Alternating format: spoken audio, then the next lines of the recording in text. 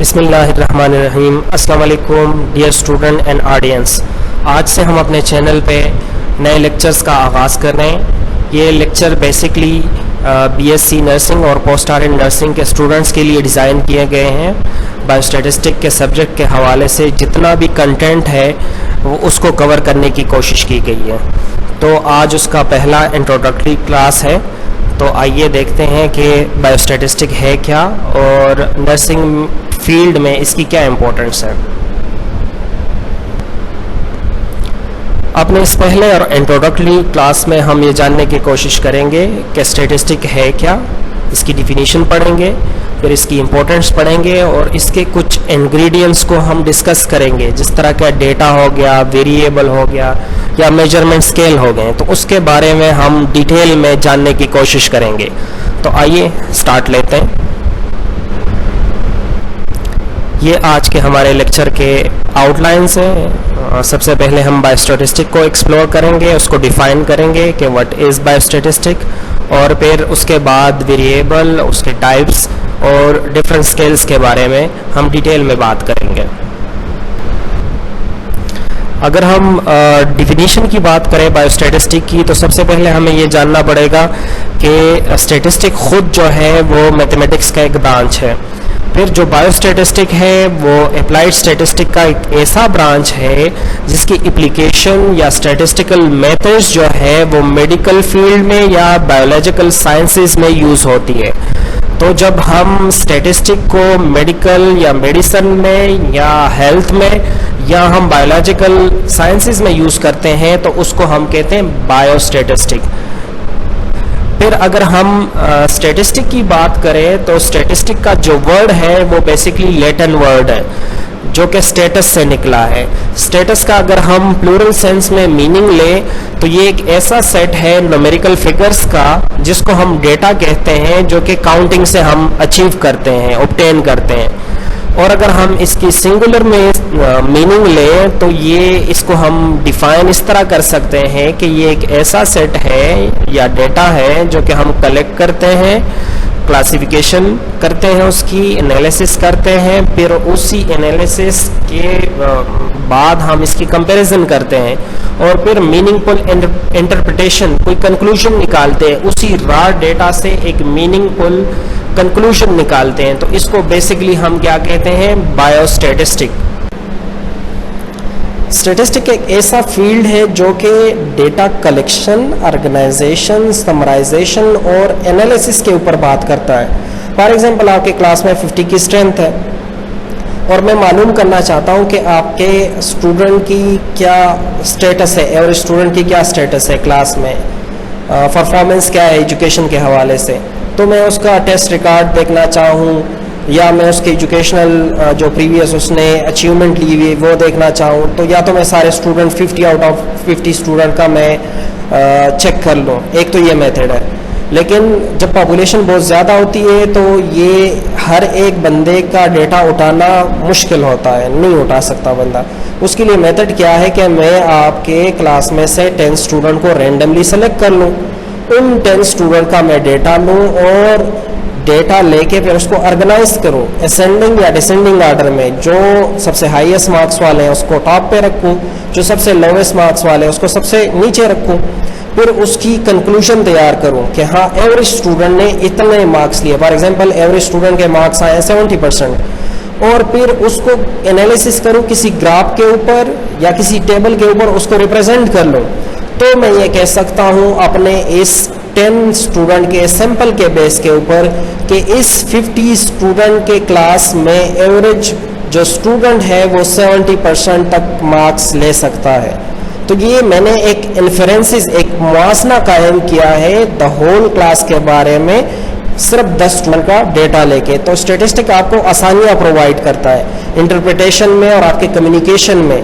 Communication क्या होती है, वो रिजल्ट के बेस के ऊपर आपसे कम्युनिकेट करते हैं। स्टैटिस्टिक ना सिर्फ मेडिसिन में और बायोलॉजिकल साइंसेस में यूज़ होता है, इसके अलावा इसके यूजेस बहुत ज़्यादा है। बिजनेस में, एजुकेशन में, साइकोलॉजी में, एग्रीकल्चर में, इकोनॉमिक्स है। इसके अलावा भी बहुत ज़्यादा वास्ट इसका फील्ड है, हर एक फील्ड के अंदर इसकी यूटिलाइजेशन है और इसकी एप्लीकेशन है। अगर आपने देखा होगा बिग सिटीज़ में तो आपके ट्रैफिक सिग्नल्स लगे होते हैं, तो वो ट्रैफिक सिग्नल्स के कैलकुलेशन कौन करता है? वो स्टैटिस्टिशियन करता है। वो स्टैटिस्टिकल कैलकुलेशन होती है कि कौन सा सिग्नल अभी क्लोज होना है, कौन सा सिग्नल अभी ओपन होना है। इसी तरह हम पहले डिस्कस कर चुके हैं कि जो स्टैटिस्टिक की एप्लीकेशन बायोलॉजिकल साइंसेज में या मेडिसिन में है उसको हम बायोस्टैटिस्टिक कहते हैं। स्टैटिस्टिक का जो ईंधन है, जिसको आप कह सकते हो फ्यूल कह सकते हो, वो डेटा है। The raw material of statistic is called data. जब डेटा होगा तो स्टैटिस्टिक आगे काम कर सकेगा। अब डेटा क्या चीज़ है? डेटा को हम इस तरह भी डिफाइन कर सकते हैं कि ये एक फिगर्स है। और फिगर्स कहाँ से आते हैं? फिगर्स काउंटिंग के प्रोसेस से आते हैं या मेजरमेंट के थ्रू हम वो फिगर्स जो है वो फाइंड आउट करते हैं। फॉर एग्जांपल स्टूडेंट की नंबर या उसकी काउंटिंग को अगर हम देख लें कि आपके क्लास में कितने स्टूडेंट हैं उसको हम काउंट कर लें, या आपके कॉलेज में कितने स्टूडेंट हैं उसको अगर हम काउंट करें, या अगर एक नर्स किसी पेशेंट का वेट करे या किसी बच्चे का वेट स्केल मशीन पे करे, उसकी मेजरमेंट करे, तो वहाँ से ये फिगर्स हम कलेक्ट करते हैं। और यही फिगर्स जो है ये असल में डेटा है और ये असल में फ्यूल होता है स्टैटिस्टिक के लिए। और फर्दर डेटा के हमारे पास टू मेन टाइप्स है, एक प्राइमरी डेटा होता है, एक सेकेंडरी डेटा होता है। प्राइमरी डेटा के नाम से ही जाहिर है कि ये बेसिक डेटा होता है, जो for example door to door survey हो गया, बेसिक डेटा है। इसी तरह स्टूडेंट थीसिस हो गए, इनिशियल डेटा है, स्टूडेंट ने खुद तैयार किया है। इसी तरह पर्सनल इंटरव्यू हो गया, उस पर्सन से डायरेक्ट इंटरव्यू किया जाता है जिससे रिसर्च पर्पस के लिए डेटा कलेक्ट किया जाता है, या पेशेंट से अगर आपने पर्सनली इंटरव्यू किया है। सेकेंडरी डेटा के नाम से ही जाहिर है कि ये आपको सेकेंडरी सोर्सेज से मिला होगा। जिस तरह इंटरनेट ये एक सेकेंडरी सोर्स है, आपका डायरेक्ट इसमें कोई लिंक नहीं होता, आपका काम नहीं होता।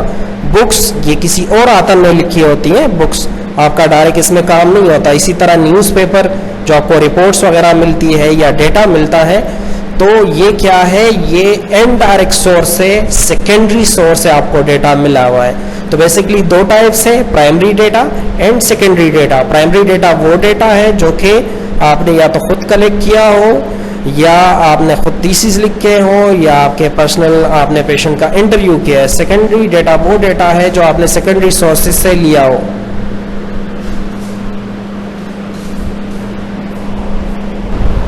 डेटा सोर्सेज की अगर हम बात करें तो डेटा सोर्सेज को हम क्लासिफिकेशन दो तरीक़ों से कर सकते हैं। एक स्टैटिस्टिकल होता है, एक नॉन स्टैटिस्टिकल डेटा सोर्स होता है। स्टैटिस्टिकल डेटा सोर्स वो सोर्स होता है जिसमें हम डेटा या इंफॉर्मेशन जो हम गैदर करते हैं वो किसी ऑफिशियल पर्पस के लिए होता है, किसी कोई सेंसस होते हैं गवर्नमेंट की तरफ से, या ऑफिशियली कोई सर्वे होता है, उसके लिए हम डेटा कलेक्ट करते हैं। जबकि नॉन स्टैटिस्टिकल सोर्स जो है वो सोर्स होता है जो कि प्राइवेट कोई भी अपने पर्सनल बेनिफिट के लिए या प्राइवेट सेक्टर के बेनिफिट के लिए वो डेटा कलेक्ट करता है। उसमें कोई ऑर्गेनाइजेशन नहीं होती, उसका कोई ख़ास मकसद नहीं होता, कोई पर्पस नहीं होता। अगर हम डेटा टाइप्स की बात करें, पहले भी हम डिस्कस कर चुके हैं कि प्राइमरी डेटा होता है और सेकेंडरी डेटा होता है। Primary data means the first hand information collected by investigator. पहले भी हम डिस्कस कर चुके हैं कि जो फर्स्ट हैंड आपके पास डेटा होता है, इनिशियल डेटा होता है, उसको हम प्राइमरी डेटा कहते हैं। It is collected for the first time, जो कि फर्स्ट टाइम कलेक्ट किया जाता है, उसको हम प्राइमरी डेटा कहते हैं। For example first time interview कर रहे हो किसी भी रिसर्च पर्पस के लिए किसी पेशेंट का, it is original and more reliable. जाहिर सी बात है, आप खुद किसी पर्पस के लिए, किसी रिसर्च के लिए आप डेटा कलेक्ट करते हो तो ये ज़्यादा रिलायबल होता है। For example the population census conducted by the government of Pakistan after every 10 years. जिस तरह मरदमशुमारी होती है, डेटा कलेक्ट करते हैं, या आपने गैलप पाकिस्तान का सर्वे देखा होगा, वो डेटा कलेक्ट करते हैं, तो वो क्या होता है? वो बेसिकली प्राइमरी डेटा होता है। इसके मुकाबले में अगर हम सेकेंडरी डेटा की बात करें तो सेकेंडरी डेटा जो है वो सेकेंड हैंड इंफॉर्मेशन होती है। इंफॉर्मेशन फ्रॉम अदर सोर्सेज जो इंफॉर्मेशन होती है उसको हम सेकेंड हैंड इंफॉर्मेशन या सेकेंडरी डेटा कहते हैं. It is not originally collected and rather obtained from already published or unpublished sources. Published sources जो research article publish हो चुके हैं और unpublished article जो publish नहीं हुए, कोई भी न्यूज़पेपर हो गया या कोई भी ऐसा मटेरियल जो रॉ फॉर्म में पड़ा हो जो अभी पब्लिश ना हुआ हो, तो वहाँ से हम यूज़ कर सकते हैं. इसकी एग्जांपल अगर हम देख लें, the address of a person taken from the telephone directory. किसी भी टेलीफोन डायरेक्टरी से हम किसी का फ़ोन नंबर ले सकते हैं, या the phone number of A company taken from just dial और सेकेंडरी डेटा. किसी भी कंपनी का आप नंबर ले सकते हो, किसी भी पर्सन का आप इंफॉर्मेशन ले सकते हो, कोई भी खबर न्यूज़पेपर में से आप उठा सकते हो, कोई भी रिसर्च आप पब्लिश आर्टिकल में से उठा सकते हो. तो ये सारा डेटा क्या कहलाएगा? ये सेकेंडरी डेटा कहलाएगा. एक और जो स्टैटिस्टिक में जिसका बहुत ही इम्पोर्टेंट रोल है वो है वेरिएबल.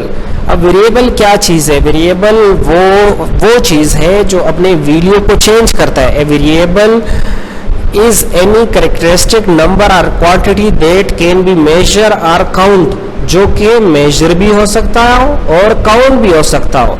एक ऐसा कैरेक्टर या नंबर या क्वांटिटी जो कि मेजर हो सकता हो या काउंट हो सकता हो. ए वेरिएबल में also be called data item. इसको डेटा आइटम भी कहते हैं. जाहिर सी बात है, डेटा के लिए वेरिएबल चाहिए होता है. इसकी एग्जांपल क्या है? Heart rate, the height of adult male, the weight of preschool children, the age of patient seen in dental clinic. ये सारे इसके एग्जांपल हैं. ये वेरिएबल्स हैं, सारे वेरिएबल्स हैं. एज हो गया, वेट हो गया, हाइट हो गया, रेट हो गया. इन सारों को हम मेजर कर सकते हैं या इन सारों को हम काउंट कर सकते हैं. अच्छा, वेरिएबल के फर्दर दो मेन टाइप्स है. एक को हम क्वालिटेटिव वेरिएबल कहते हैं, एक को हम क्वांटिटेटिव वेरिएबल कहते हैं.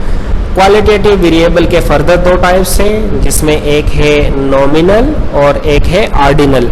जबकि क्वांटिटेटिव वेरिएबल के जो दो टाइप्स हैं वो है डिस्क्रीट और कंटिन्यूस. तो अब हम इसको एक्सप्लोर करने की कोशिश करेंगे कि बेसिकली ये टाइप्स है क्या और इसके अंदर एग्जाम्पल कौन कौन से हैं. क्वांटिटेटिव वेरिएबल की अगर हम बात करें तो हम ये कह सकते हैं it's value result from counting और मेजरिंग समथिंग. इसकी जो वैल्यू हम लेते हैं वो काउंटिंग या मेजरिंग से लेते हैं.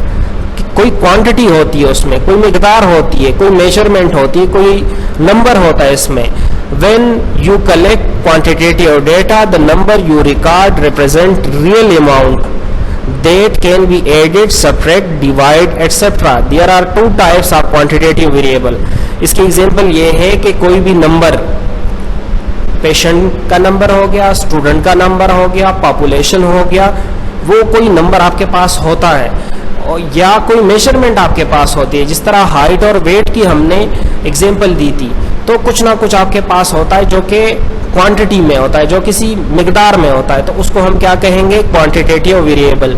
फर्दर इसके दो टाइप्स है, एक है डिस्क्रीट और एक है कंटिन्यूस.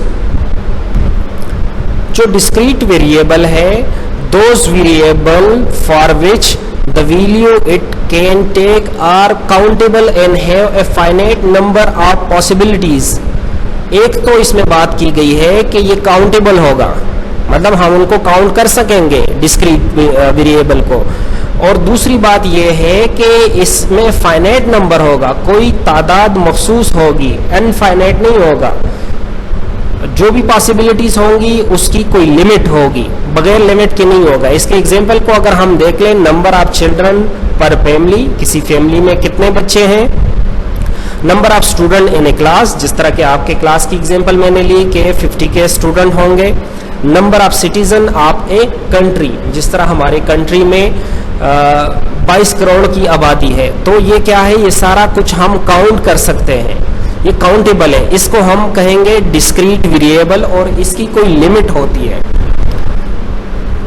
इसके मुकाबले में अगर हम देख लें कंटिन्यूस वेरिएबल को, जो कि अगेन क्वांटिटेटिव वेरिएबल का एक टाइप है, those variable for which the value are not countable, एक तो इसकी वैल्यू काउंट नहीं कर सकते आप, and have infinite number of possibility, और इसकी कोई लिमिटेशन नहीं होती कि ये नंबर कहाँ तक जाए। इसकी एग्जांपल है एज, वेट और हाइट। अगर आप इन तीनों को देख ले, आप तो कहोगे कि एज भी उसकी भी लिमिट होती है, वेट की भी होती है और हाइट की भी होती है। तो इस एग्जांपल को ज़रा हमने एक्सप्लोर किया है। For simplicity we usually refer to years, kilogram और पाउंड, एंड सेंटीमीटर और फीट्स और inches, and for age, weight and height respectively. However, अब यहाँ से आप लोगों ने देखना है, however a 28 years old man could actually be 28 years, 7 months, 16 days, 3 hours, 4 minutes, 5 seconds, 31 milliseconds and 9 nanosecond old। अब ये 28 years तो हर एक बोलता है, लेकिन ये बाकी चीजें कोई भी नहीं बोलता। तो ये क्या है प्रोसेस? ये कंटिन्यूस प्रोसेस है, मीन्स के ये ना खत्म होने वाला प्रोसेस है, इसकी कोई लिमिट नहीं होती।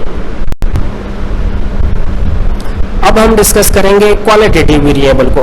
क्वालिटेटिव वेरिएबल क्वांटिटेटिव वेरिएबल के मुकाबले में काउंट भी नहीं कर सकते, हम इसको मेजर भी नहीं कर सकते। तो इसके साथ हम क्या कर सकते हैं? ये नॉन न्यूमेरिकल वैल्यू होते हैं, तो इसको हम कैटेगरीज में डिवाइड करते हैं या इसके हम लेवल्स बनाते हैं, तो ही हम इसको फर्दर एनालिसिस के लिए पेश कर सकते हैं। There values do not result from measuring और काउंटिंग। जाहिर सी बात है, जब हम इसको कैटेगरीज में डिवाइड करते हैं या लेवल्स में डिवाइड करते हैं, तो मेजरिंग या काउंटिंग हम इसकी नहीं कर सकते।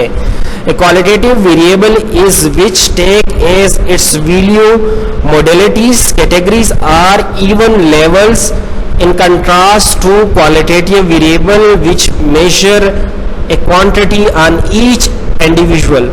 अगर हम इसको लेवल्स में डिवाइड करें या इसके कैटेगरीज बनाए तो हम इसकी क्वांटिटेटिव मेजरमेंट कर सकते हैं। अब इसकी एग्जांपल क्या है कि जिस तरह मेल या फीमेल, या जिस तरह हम कहते हैं कि पुअर, रिच, या जिस तरह हम कहते हैं एग्री, स्लाइटली एग्री, या कंप्लीटली एग्री, या कंप्लीटली डिसएग्री, या स्लाइटली डिसएग्री, तो ये हम क्या बनाते हैं? ये हम बेसिकली कैटेगरीज बनाते हैं, रैंक्स बनाते हैं इसकी। क्वालिटेटिव वेरिएबल के फर्दर दो टाइप्स हैं, नॉमिनल और ऑर्डिनल। नॉमिनल वेरिएबल की अगर हम बात करें तो ये क्वालिटेटिव वेरिएबल का एक ऐसा पार्ट है जिसमें ऑर्डरिंग नहीं हो सकती। फॉर एग्जाम्पल, हमने जेंडर की बात की, मेल फीमेल की अगर हम बात करें, या आई कलर की अगर हम बात करें, तो इसमें हम बना ही नहीं सकते, ऑर्डर हम इसमें नहीं बना सकते। तो वो तो ब्लू भी हो सकती है, ब्राउन या ग्रीन भी हो सकती है। A nominal variable can have 2 level, सिर्फ 2 लेवल हो सकते हैं। Do you have smoke, yes और नो, ये 2 लेवल है इसके। और यू हैव प्रेग्नेंट, येस और नो, सिर्फ ये 2 लेवल बन सकते हैं इसके।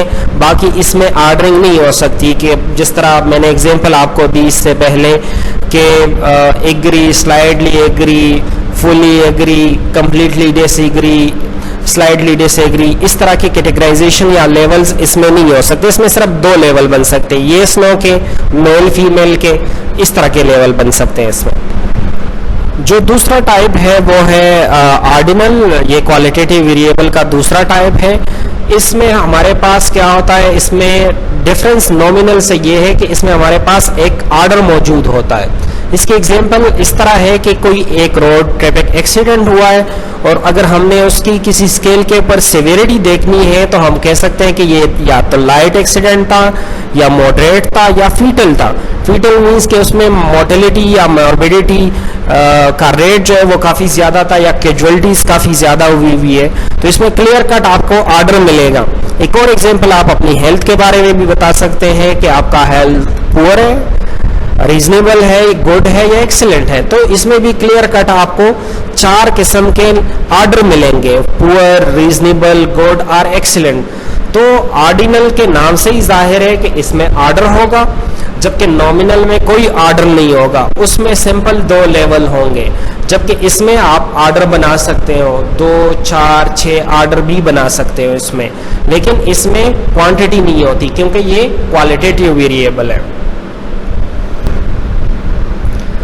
पॉपुलेशन की अगर हम बात करें स्टैटिस्टिकल पॉइंट ऑफ व्यू से, तो पॉपुलेशन एक ऐसा सेट है डेटा का जिससे हम डेटा कलेक्ट करते हैं अपने स्टैटिस्टिकल स्टडी के लिए। ये कोई इवेंट भी हो सकता है, ऑब्जेक्ट भी हो सकता है, इंडिविजुअल भी हो सकता है, और कोई ऑर्गेनाइजेशन भी हो सकता है, जिससे हम डिफरेंट हॉस्पिटल का भी डेटा हम लेते हैं, डिफरेंट कंट्रीज का भी डेटा लेते हैं, डिफरेंट इवेंट्स का भी हम डेटा लेते हैं, डिफरेंट एक्सपेरिमेंट का भी हम डेटा लेते हैं। तो वो सारे हमारे लिए पॉपुलेशन ही काउंट होते हैं स्टैटिस्टिकल पॉइंट ऑफ व्यू से। What is a sample? Statistical point of view से सैंपल क्या है? जिस तरह के शुरू में मैंने आप लोगों को एग्जांपल दी थी आपके अपने ही क्लास की, जिसमें 50 की स्ट्रेंथ है, और अगर हम इसका स्टेटस मालूम करना चाहे कि एजुकेशन में ये कैसे है, इंटेलिजेंसी में कैसे है, तो हम उसमें से रेंडमली 10 स्टूडेंट को सेलेक्ट करते हैं। ये जो 10 स्टूडेंट का रेंडमली सिलेक्शन है, बेसिकली ये सैंपल है इस पॉपुलेशन का, क्योंकि हमारा स्टडी पॉपुलेशन 50 की स्ट्रेंथ की क्लास है। तो वो जो उसका डेटा आता है, सैंपल का जो रिजल्ट आता है, वो हम पूरे क्लास के ऊपर जनरलाइज कर लेते हैं, पूरे क्लास के ऊपर वो जनरलाइज हो जाता है। मीन्स के आपके पूरे पॉपुलेशन का रिप्रेजेंटेशन जो होता है वो आपका सैंपल होता है। आपको पिक्चर की मदद से समझाने की कोशिश की गई है कि ये आपकी होल पॉपुलेशन है, ये पूरी की पूरी, और इसमें से कुछ लोगों को रेंडमली सेलेक्ट किया गया है जो कि आपका सैंपल बनता है। मैं उम्मीद करता हूं कि आज के इस लेक्चर में आपको बहुत सारे कंसेप्ट के बारे में पता चल चुका होगा। अगर किसी कंसेप्ट का पता नहीं चला या कहीं पे कोई कन्फ्यूजन है आपको, तो आप अपने कमेंट्स में लाजमी मुझे फीडबैक दीजिएगा। Thank you very much.